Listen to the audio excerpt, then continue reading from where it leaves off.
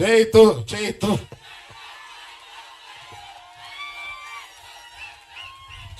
బాబు ఇవాళ మీరు అంటున్నారు, సంవత్సరంన్నరగా నేను కూడా అంటున్నాను.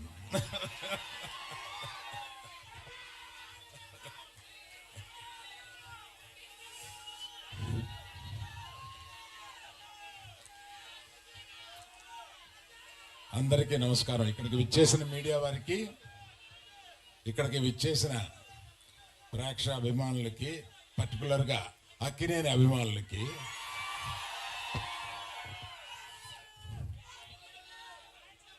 మేము చాలా కష్టపడి ఈ సినిమాని తీసాము. ఎంత కష్టపడినా ఫైనల్గా మీరు ఆదరించే స్థాయిలోనే మా ఆనందం ఉంటుంది. ఈ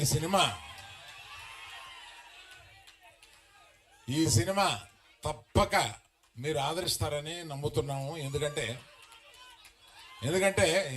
రీజను ఇక్కడ లేని వారి గురించి చెప్పి ఉన్నవారి గురించి చెప్తాను.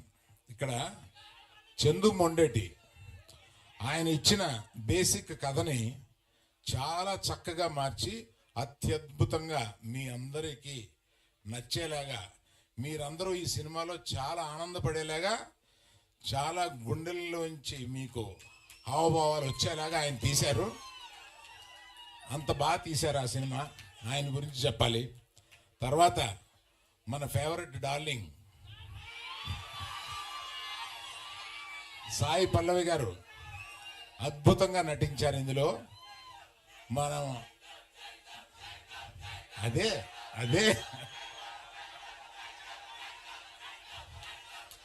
సరే, మరి ఆయన గురించి చెప్పాలంటే మీరు ఆగాలి కదా. ఆయన ఏ సినిమాలోనూ ఇంతవరకు నటించని స్థాయిలో నటించారు.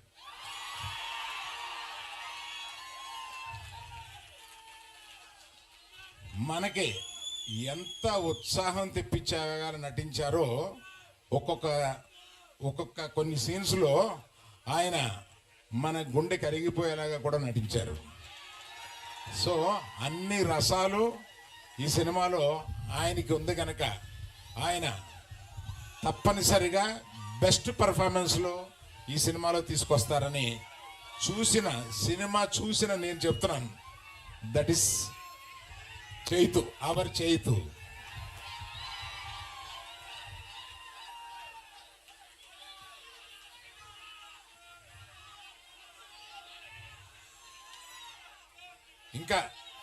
ఇంకా చాలా చాలా మాట్లాడాలని ఉంది, కానీ మాకు మర్చిపోయాను. ఆమె యాక్చువల్గా మాతో పాటు బయలుదేరి రావాల్సిన ఆమె కళ్ళు తిరిగి డాక్టర్ దగ్గర చూపించుకుంటే నువ్వు ప్రయాణం చేయడం కరెక్ట్ కాదమ్మా అని అన్నందువల్ల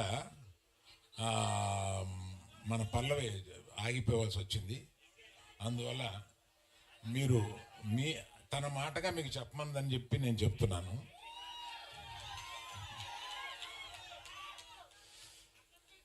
అందరిది చెప్పిన ఈ సినిమాకి ఇంత ఉత్సాహం రావడానికి కారణం మ్యూజిక్. దేవిశ్రీ ప్రసాద్ ఈ సినిమాలో మ్యూజిక్ని చించి చాటేశాడు. అసలు రీ రికార్డింగ్ స్కోర్ కానీ ఇది కానీ మ్యూజిక్స్ కానీ ఒక్కో పాట వస్తుంటే అన్ని పాటలు హిట్ చేశాడు. So I thank Devi Prasad for bringing so much of energy into the film. So Vizag ప్రేక్షకులకి అందరికీ, ఉత్తరాంధ్ర ప్రేక్షకులందరికీ నేను చెప్పేది, ఇక్కడ ఈ ప్రాంతం కథ, ఇది జరిగిన కథ. శ్రీకాకుళంలో ఒక చిన్న ఊర్లో జరిగిన కథని, ఆ కథని నిజంగా జరిగిన కథని ఈయన కథారూపంలో పెడితే దాన్ని సినిమాగా మేము తీసాము. తప్పక 7వ తారీఖున సినిమా చూసి మీరందరూ చాలా ఆనందపడతారని నేను వెయిట్ చేస్తున్నాను. Thank you.